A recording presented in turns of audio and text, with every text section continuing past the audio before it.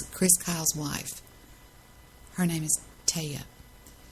Wearing a silver cross and her husband's dog tags around her neck as several jurors wiped away tears, she narrated a slideshow of her husband's career and his life as a husband and a father with shots of Easter egg hunts and vacations and such like that. Spared the prospect of condemning likely a mentally ill veteran to death, the 10 women and 2 men jury were faced with deciding if the defendant and self-confessed killer was guilty of intentionally and knowingly committing the murder of Kyle and Little Phil, and was aware that it was wrong to do so. The alternative was an acquittal on the grounds that Ruth was insane. In the grip of psychosis so severe, as defense attorney Tim Moore argued that he would not know what he was doing was wrong. I've messed that up. You know what I'm saying? Even if he had been acquitted, Ruth would almost certainly have spent the rest of his life in a maximum security mental hospital. But with the guilty verdict, it's life in a penitentiary with no chances of parole. Now, Ruth spent the night before he met Chris Kyle drinking Texas Crown whiskey and seesawing between anxiety and optimism. Jennifer, his girlfriend, was visiting, and at one point he surprised her by suddenly proposing marriage. She accepted. He apparently got little or no sleep. In the morning, his mood had soared, and he quarreled with Jennifer, ordering her to leave. Jennifer called Ruth's 43-year-old uncle named James and asked him to drive over to try to calm him down. Watson, who is the uncle, later testifies that when he arrived, Jennifer was gone, and Ruth was alone with his black Labrador retriever, and Watson and Ruth talked about the Bible, and the uncle played him a hymn on his phone, blah, blah, blah. Ruth got out his bong, and both men smoked a bowl of marijuana. They were hanging out on the back porch when the uncle heard a loud diesel engine in front of the house and the crunch of a man walking down the gravel driveway. Not long afterward, he heard the truck drive away, and he was surprised to discover that Ruth had actually got in the car and left without securing the dog or the house. Out on the street, Chris Kyle introduced the scruffy ex-Marine to Chad Littlefield, who was riding shotgun in the truck. Kyle's friendship with Littlefield, 35 years old, who worked for a private water treatment company, seemed to mark a new turning point in his life as a civilian and a suburban dad. Littlefield significantly had never served in the military. They had met on the sidelines at their daughter's soccer games, but they shared an enthusiasm for working out and guns and whatever. As he climbed into the F-350, Ruth spoke briefly on the phone with his mother, who was out of town visiting their father in Abilene. Leaving Lancaster, they took Highway 67, heading west, crossing the Brazos River and rising into the wooded uplands of Erath County. The route takes about an hour and 45 minutes, passing through classic Texas ranch country, wide open spaces, wooded hills, endless sky. Their destination was a shooting range called at Rough Creek Lodge. It's an 11,000-acre upscale resort style, which is 26 miles outside of Stephenville.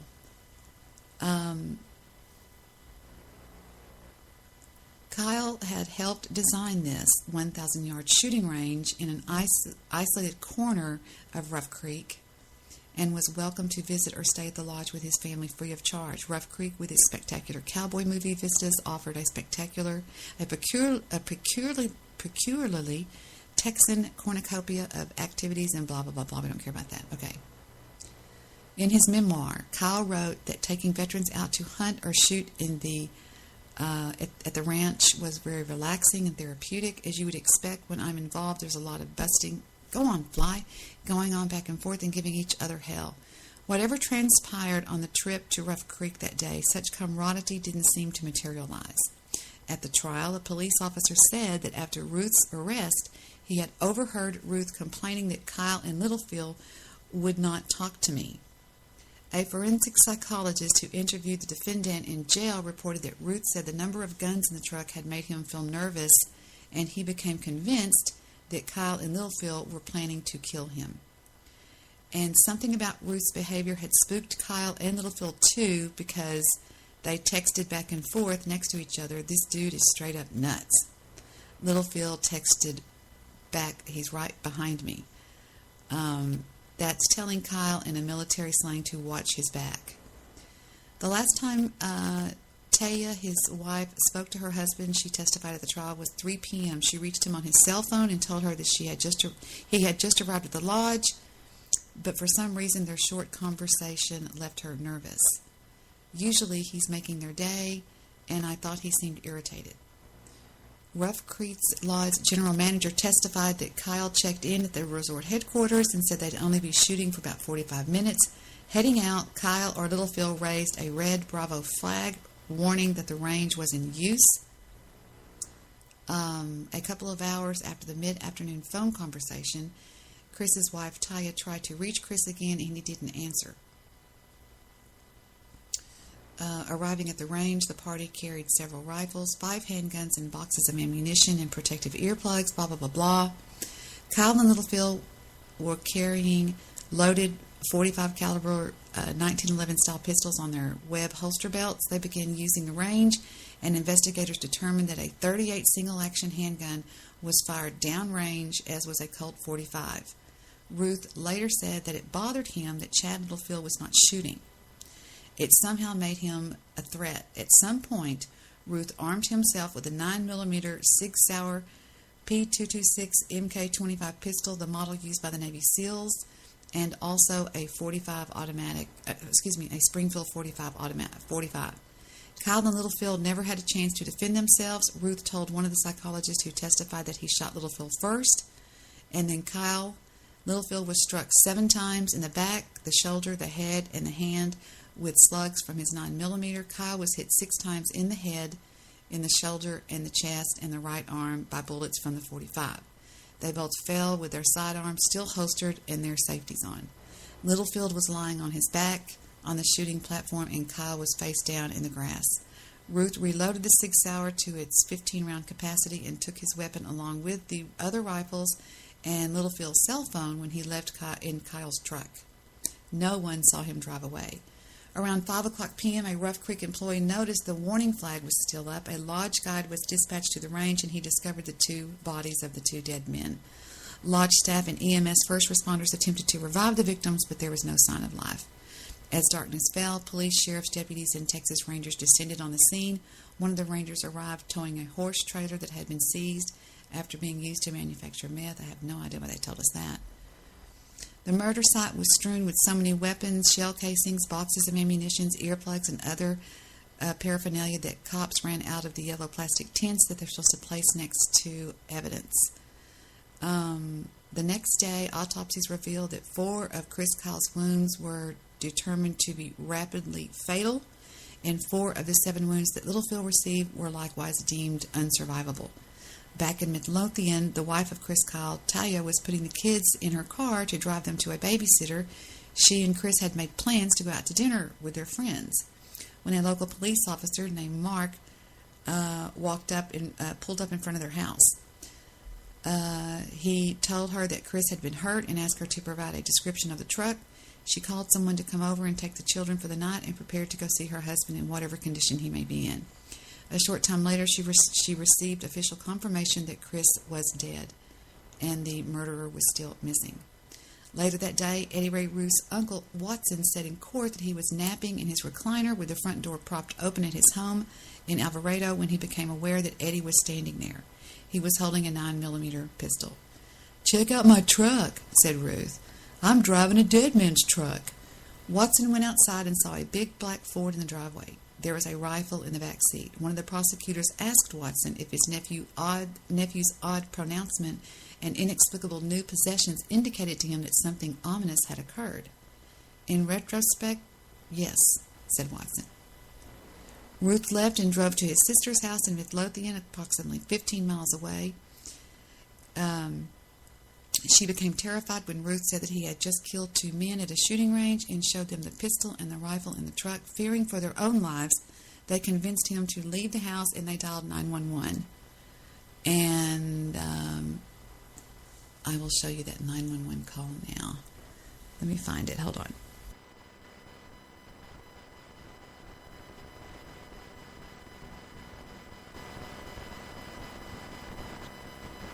Okay. Here we go. Ba, ba, ba, ba, ba, ba, ba. Yep. Okay.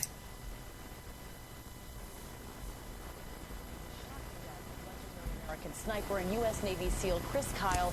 I'm getting to a big, surprising ending here. It's going to really shock a lot of you. Gunned down at a Texas shooting range, allegedly by a Marine veteran he had been trying to help. The authorities have now released the 911 call made just after that shooting. And ABC's Cecilia Vega is here with the very latest. Cecilia, good morning. Amy, good morning. These 911 tapes, boy, they really are chilling. You can hear the suspect's sister rushing to get out of her house. She says her brother admitted to the shooting at the range and that she was terrified he might turn on her next. 911, yes, ma'am. My brother just came by here. He told me that he's committed a murder. Laura Blevins was terrified for her life. In just released 911 tapes, she frantically says her brother Eddie Routh has shown up at her Texas home Saturday and made a startling confession. He said that he killed two guys. They went out to a shooting range, and he's all crazy. He's psychotic. I don't know if he's being honest with me. Police say the 25-year-old former Marine snapped, turning his gun on two men at shooting practice with him, men who had been trying to help counsel him. Because I don't know if he's going to come back here. Okay. I don't know if he's on drugs or not. Investigators say Routh shot point-blank former Navy SEAL sniper Chris Kyle and his friend, 35-year-old Chad Littlefield, then stole Kyle's pickup truck. I'm just going to stay on the phone with you until you get here, okay? That would be great because I'm really scared. Unsure of what Routh planned to do next, his sister headed for the police department. Her husband took the phone. He was recently diagnosed with PTSD. Okay. And he's been acting real weird. He's got out of the mental hospital, actually. Routh. Okay, thank you. I'll take it from there. So there's the 911 call. Then Laura called her mother, Jody Ruth, and told her what Eddie had said. I had Chris's number in my phone. She testified at the trial, and I dialed the number, praying to God that he would answer, and he didn't answer. Sometime that evening, Ruth drove to his home in Lancaster, picked up his dog, Gurley, and drove off before police had stalked out the location. Yet something drew him back. When Kyle's F-350 pulled up at the house again, a patrol car was parked outside, and more officers rushed to the block on the West 6th Street, and a standoff ensued, with Ruth refusing to exit the truck or even roll down the window. A Lancaster police detective who lived next door to the Ruths had known Eddie since childhood, attempted to coax him out of the truck while officers crawled from behind to position themselves. They deflated all the tires and blah, blah, blah, blah, and then there we go. But I didn't sleep a wink last night, said Ruth. Everybody just wants to barbecue my ass. It was weird talking to my sister. It was all happening so fast, I didn't know if I was going insane or what. Is this about hell walking on earth right now? Is it voodoo that's upon us? The fucking anarchy has been killing the world. Is the apocalypse upon us right now? I can feel everybody feeding on my soul, and that is not good. So now he says why did he do it? Later that night, in a videotaped interview with a Texas Ranger that included ramblings aside about the wolf, the one in the sky, and pig excrement, Ruth confessed, saying he shot the two men before they shot him. If I didn't take his soul, he was going to take mine. Now, here's what gets me. Earlier today, I listened to the parents of this troubled man, Ruth, who murdered Chris Kyle, the American sniper hero, whatever. I wouldn't call him a hero. I don't know what he is. He's just a sniper. He's a good guy, I think. I listened to not testimony, but I listened to them speaking to Phil McGraw about their son, and what they had to say was shocking. I was blown away, and I am of the opinion at this point that the VA hospital should be held accountable for the deaths of those two men, and I am not kidding. Once you listen to what these people say, I think you will agree with me. Today on an all-new Dr. Phil, he gunned down American sniper Chris Kyle and Chad Littlefield. Something snapped in my son. What did you say to yourself when you realized your boy had murdered two people? In an exclusive